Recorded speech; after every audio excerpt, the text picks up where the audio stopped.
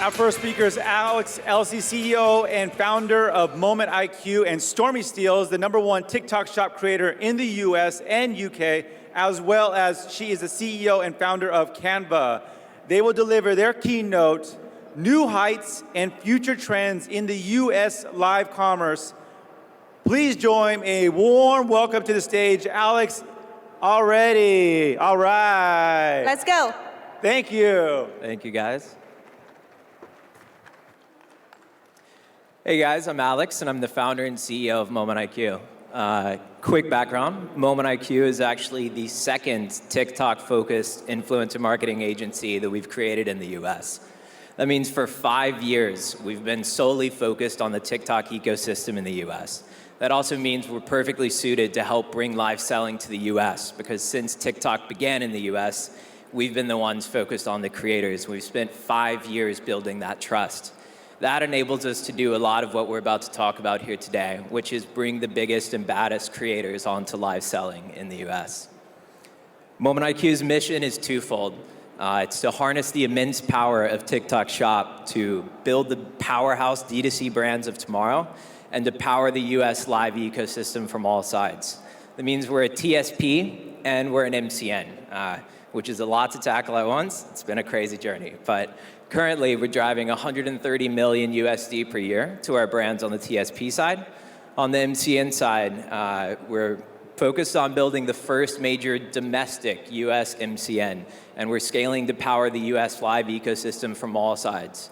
When I say all sides, I mean recruiting the creators, onboarding the creators, running production, all that, but also for creators that already have an MCN, running live ads for them. So the two sides, the MCN and the TSP, really come together when it comes to live selling. To date, we currently own or have 5 TikTok Shop records on both sides of the business. So you can see some of them there. Now, how all this comes together is the two sides really play in harmony together when it comes to live, and they enable you to scale faster on both sides. The TSP side enables us to acquire budgets to invest into our live creators on the MCN side. And having the MCN side enables us to give our brands a unique opportunity to play in the creator live selling space.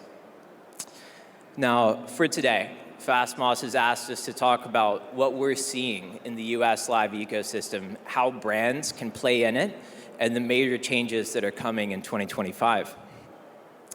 So let's start with a step-by-step of live selling. It's 3 big steps in live, and most of y'all already know this, so hang with me. But step 1 is recruiting the highest potential live creators.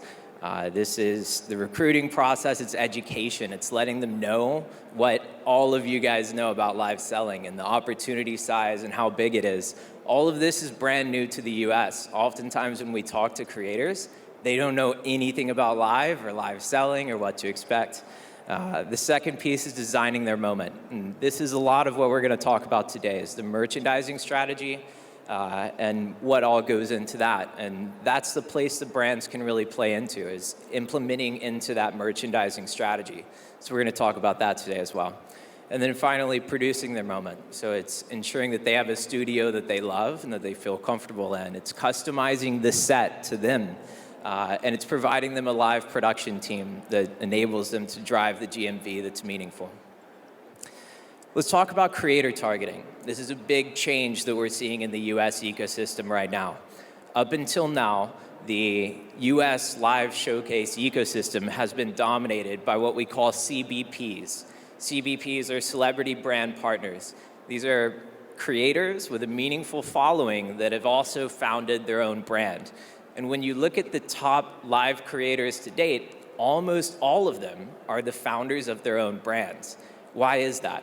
It's because those are the individuals that have the highest trust, the highest authenticity whenever they're selling, because they created a leading brand in the space. And so that's how we've been leading and warming up the US audience to live selling, is with these individuals like Stormi, who are the most trusted. Because who's more trusted than someone that has created a massive, meaningful brand in the space? Another example is second creator we onboarded to live, which is Michelle Phan. Michelle's a great example of this. I mean, she's created Ipsy, she's created M Cosmetics. I mean, she's created several companies worth hundreds of millions of dollars in the beauty space. And so, of course, the audience trusts her. And utilizing that trust and parlaying it into live is the main mechanism we've been using to warm up the US audience to getting them used to purchasing on live selling. So what does that mean? It means at the bottom here, we have the next couple creators that we have coming on to live selling in the next month or two. And we've been targeting, signing, onboarding the biggest CBPs in the Western world. So one of our next ones is Nikki Tutorials. Nikki has 42 million followers across platforms, and she's one of, if not the biggest beauty CBPs in the Western world. Second one is Jada Ueda. Jada is one of the largest fashion CBPs in the Western world. But there's an interesting thing happening here that should be exciting for all of us in this room, and it's a test that we ran last month.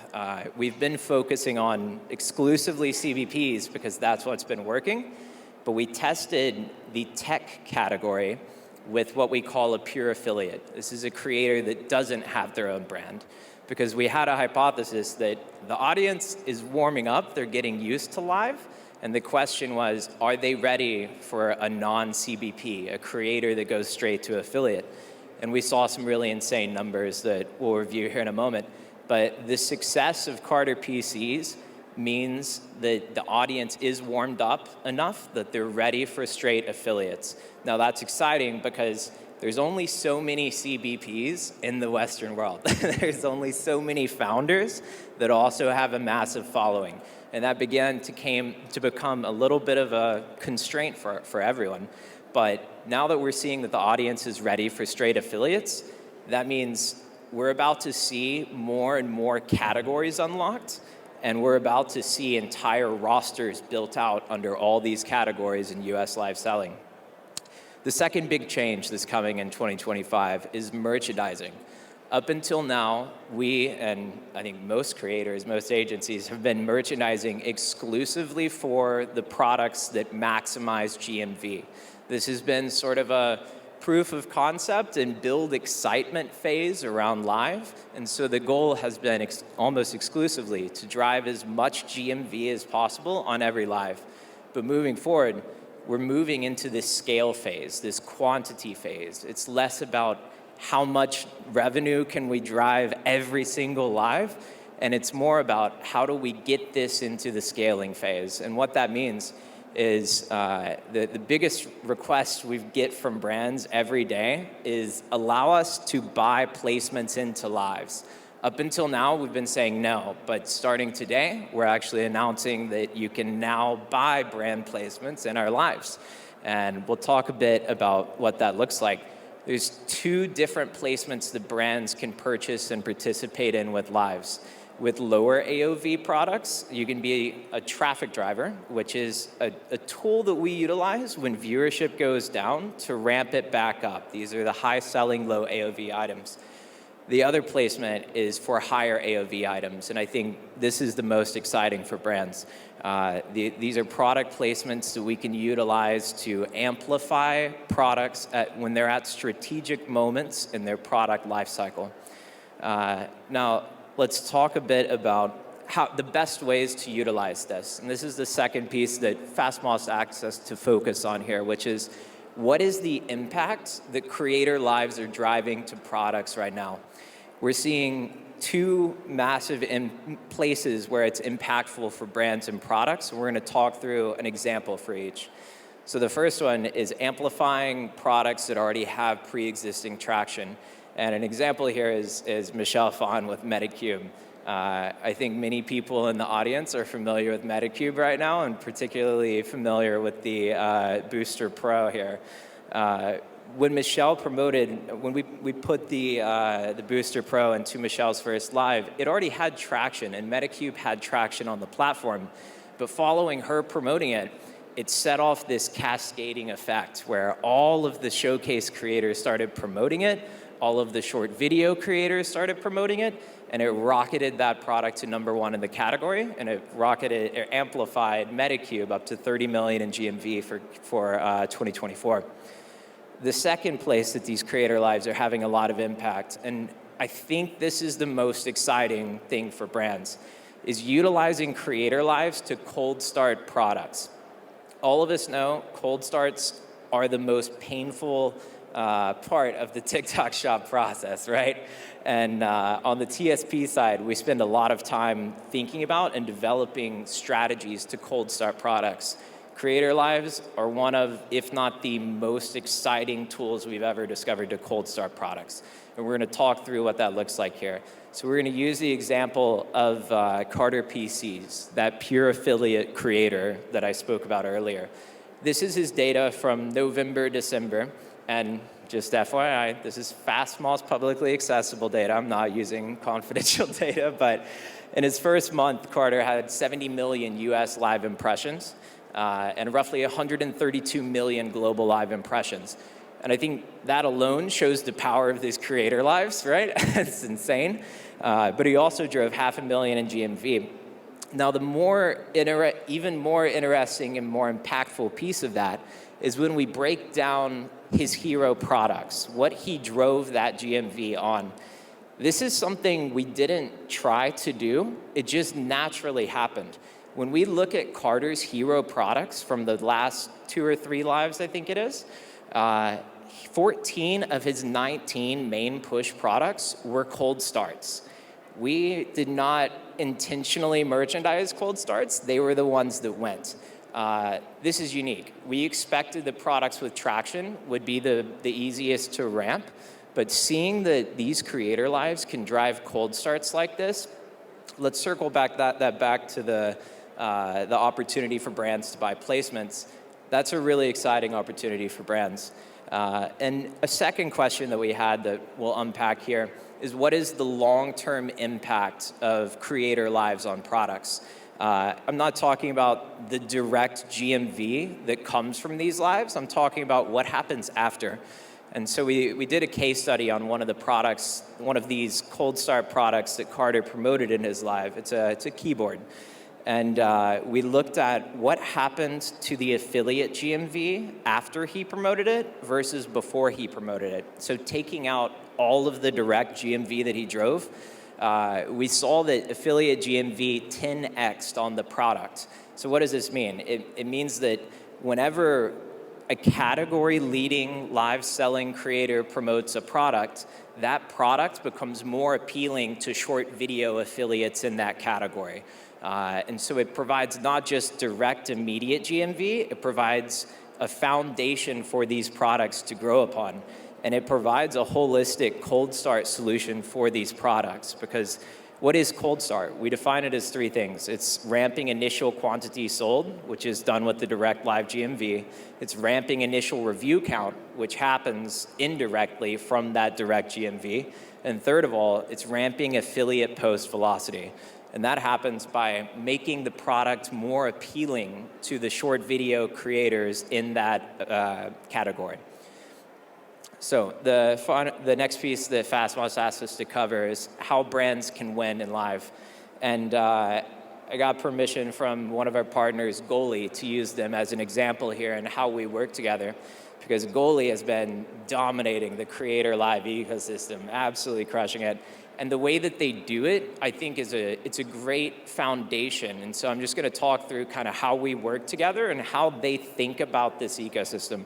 The key to winning in live as a brand, I think you can sum it up to viewing the value of it and quantifying the value of these creator lives beyond just the direct GMV that comes. Just like we talked about earlier, it extends beyond that, right? And it's investing beyond just what's break even on that direct GMV in order to unlock these placements and amplify the products. Now, moving forward, I think the next piece for brands is understanding how best to utilize these paid placements that are now open.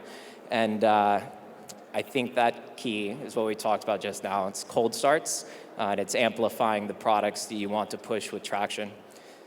So transitioning to the next stage here, let's talk about Stormi for a second. Stormi will be joining me on stage in a minute. Stormi is one of our TSP clients. So we run shop marketing for Canvas Beauty. And I want to call out, we are not the MCN for Stormi, we are the TSP for Stormi. Stormi's MCN is a great friend and partner of ours. But when we met Stormi, it was a unique thing because she'd already mastered live, she'd already mastered building a brand through live, and she'd already made lives really fun. And so the reason that TikTok introduced us to Stormi was to amplify the success that she already had on the platform by layering on a full TSP infrastructure. And it was to do some really fun things, like link her up with our other top TSP brands to drop co-branded affiliate product lines, which now are actually some of her top selling affiliate products. And then finally, it was to build a paid lever onto her lives with paid live ad campaigns so that she can profitably drive even more GMV on her lives. Let's see. So, introduction to Stormi before she joins me on stage here. She is the founder and CEO of Canvas Beauty. She is a pioneer in US live selling, one of the first to do it and the best to do it. She has grown her business to immense volumes by doing this from scratch. And one of the crazy things about the Canvas story to me is before we started working together 6 months ago, she hadn't spent $1 on paid marketing. She had gotten that brand to 20 million USD in GMV just off of live selling. But when you look at how it was converting, a lot of it wasn't direct on the lives. And this goes back to show, like, she is the perfect case study that creator lives, the value of them, goes so far beyond the direct GMV that you can measure on these lives. Final piece here, of course, she is the record holder for the biggest lives in the Western world, 2 of them. So with that, Stormi, will you join me on stage?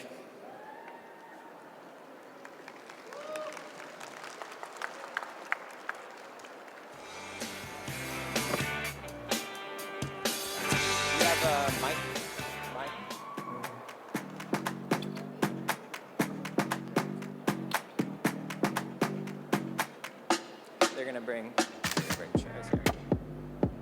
Can I steal one of those from you?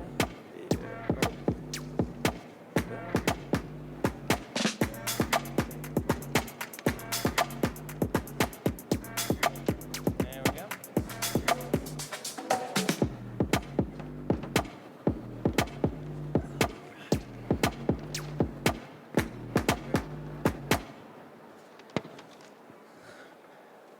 All right, so we're going to do a little sit down and a chat session, a little fireside chat. Stormi, thank you for joining us here today. Thank you for having me. I love this. This is so amazing. I'm so happy to be here. Awesome. So to kick it off, I'd love to, I want to hear the Stormi story. Can you tell us about, your founder's story, why you started Canvas, how you started Canvas, what that journey's been like?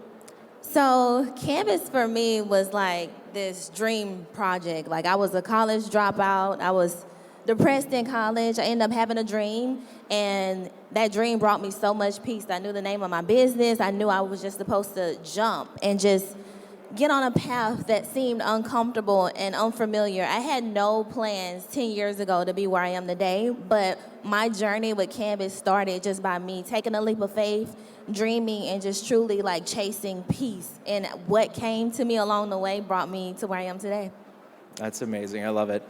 How did you get into live selling at a time where no one else was live selling in the US? It's so crazy because I had a friend call me up and she was like, hey, you ever heard of TikTok Shop? This is new thing that's happening, and she like ships products for people. And she said like one of her clients were getting like 500 orders a day. And I was like, well, I want 500 orders a day. And I immediately got onto the platform, got an understanding of TikTok Shop, started my store. This was August 2023. And I think it was really fresh. It had only been around for about a month. And I made a video in my warehouse working, showing my product, telling the story of building the business. And my video went viral the first week, and my shop started to just explode. And then I started seeing people going live and selling. And I was like, I want to do a live. And I ended up doing a live for the first time. I had like this like party, and we did a 6-figure live. I had no idea that live selling was a thing, was gonna be a thing, and that it was something that the US was growing out at the time. It was just me seeing the opportunity there and saying, I wanna get in on this. Like, I wanna try this out. And from there, like, I just started to get better and better at lives, and I started to realize it was kind of like my thing, like a niche for me. And by April 2024, I ended up going to TikTok headquarters and having a really big produced live. And from there, it's just been like a rocket ever since. That's amazing. At what point did you decide you wanted to be the best at this? When I realized that there was a like a blue sea in front of me, I said, I want to be here and I want to be first on this, and I'm very competitive. I'm one of them people, if I have a goal, I'm going to like laser focus on it and like chase it until I catch it. And like that's what it was for me with live. Like it was very new, it was very fresh. The opportunities were immense. Like there was no other fish in the sea essentially. And I was like, if I'm going to do this, I'm going to show up, I'm going to give it everything I got, and I'm going to be number one. I love it. Let's talk about the creative side of your lives. I think that's one of the things that one of the many things that stands out about a Stormi live is Stormi lives are unique. They look nothing like any other live selling event in the US. And when I talk about Stormi and think about Stormi, I talk about your ability to understand the US audience and to create for the US audience. So what do you think the US audience wants from a live selling event? So my entrepreneurial journey has always consisted of me being transparent. So I was able to grow a foundational like core base of people who follow my story. They saw me win, they saw me lose, they saw me rebuild. And I think what the US consumer wants more than anything is to feel connected. They want to be a part of something. And on top of that, they want to be entertained. They don't want to be sold to. They don't want to be pushed, to get something. They want to be entertained and educated and feel like they're a part of a community. And like with Canvas, we've been able to do all three because I don't put on airs. I show up as myself. Sometimes I don't have on no makeup, so people relate to me like none other. I'm not trying to be something that I'm just not. And then my team, the energy that we have with each other is like none other. And like you can't replicate that. It has to be like organic. And that's what we do. Whenever I show up on live, like if we have a plan, it goes out the window if the energy says go a different way. And I'm very fluid, I'm very flexible, and I know how to produce my own show. So even if I'm in front of the camera and I know that the energy, the comments is needing something else, I'll step away and I'll start to produce and like run the show. And I feel like that's what the consumer wants. They need to be able to be fluid because the same person that you have on your live at 2 p.m. may not be the same person at 10 p.m. So like what are you gonna do at the 10th hour that you did in your second hour? So I think that's what live selling for the United States is, just education, community, entertainment, and the ability to be fluid. I love that. And let's unpack that a little bit and unpack the innovations that you've brought to US live selling that make a Stormi Live what it is today. So these amazing, incredible things that you have, like the DJ booth with songs synced up to products, the content segments, the character casts. How did those come about, and what is that creative process like for you? Setting those things up and having those things readily available is what allows us to create fluidity. So if I have music there, and then I can kind of gauge like what the customers are saying based off the comments, I know what song to play, and I can create energy with the music. And then if I have other characters there, like my team, so I didn't just bring on people who I thought had a lot of followers. Like my team, people don't know them, but they do know them from the lives. And I give everybody like their own title. So like if you watch the video, there's Bree. She's like the darker skinned girl and she's getting her legs done and she's always behind me holding the sign. They know her as Bree the Body. She's a character.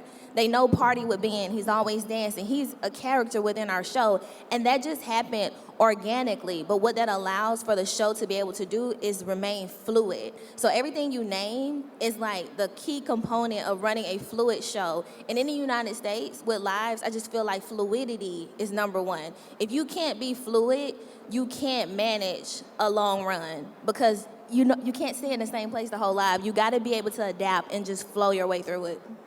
Yeah, let's talk about that team that you've built and developed over time. How did that come about? How did you find these people? How do you know that someone in particular is going to be a great individual for a live? Because for those that don't know, for every Stormi live, there are about 10 to 15 people that actively sell in front of the camera throughout the live, which is totally wild. So how do you build these personas for them, and how do you build that team as a creator to support you? So I'm naturally a creative, so I had no idea. I didn't try to build this team. I read this quote once, and it said, you can't build a team, you have to attract one.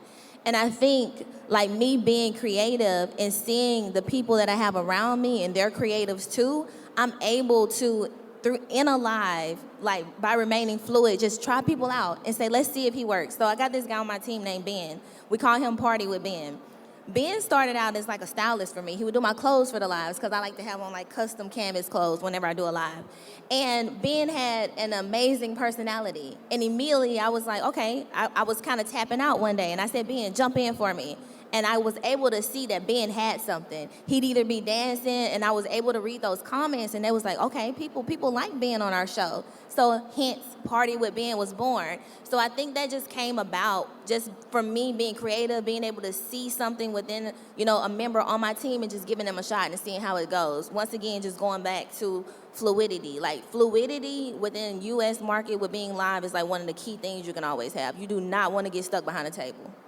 Yeah, I love that. I think fluidity is a huge piece of everything about a Stormi live. And I love how you're summing that up around all of these are their tools. All of the innovations you've created are tools. All the character and casts you've created are tools. And in a live, I see your creative mind moving and reading the audience and pulling levers in different places, whether it's a song or a character or whatever. It's amazing. It's really cool. Looking toward 2025, what do you see as the future for U.S. live selling? I feel like 2025 is going to create a wave of more people getting onto the live selling, platform with TikTok, having very successful lives. And I think it's going to change the way the entire market shops and buys products. And that's what I'm super excited about because I feel like it's fresh, it's entertaining, it's fun. Oh, we're dead. Oh. Da, da, da. Okay, I'm back. But yeah, that's what I feel like is going to happen with live selling in the U.S. I feel like it's going to grow immensely, and I feel like it's going to be something the world hasn't ever seen before, especially the Western world. Yeah. How about for you? I want to hear what is the future for Canvas Beauty first, and what is the future for Stormi Steel second. But let's start with one. What is the future for Canvas Beauty in 2025? So Canvas, the goal has always been to be a lifestyle brand.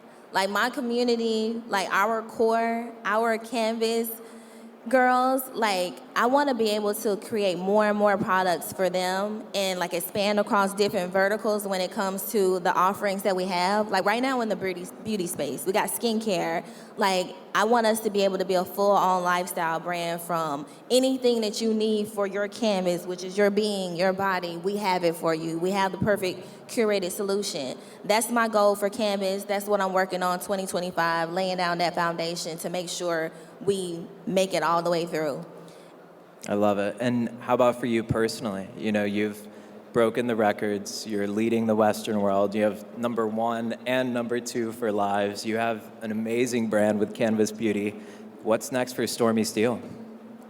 My next thing that I want to be a part of is helping live selling grow in the United States. I want to see lives do 10 million GMV, 20 million, 30 million, and I want to be a component that helps get that off the ground, help other creators come onto the platform and be successful, and really be a key piece in helping live selling become just as big in the United States as it is here.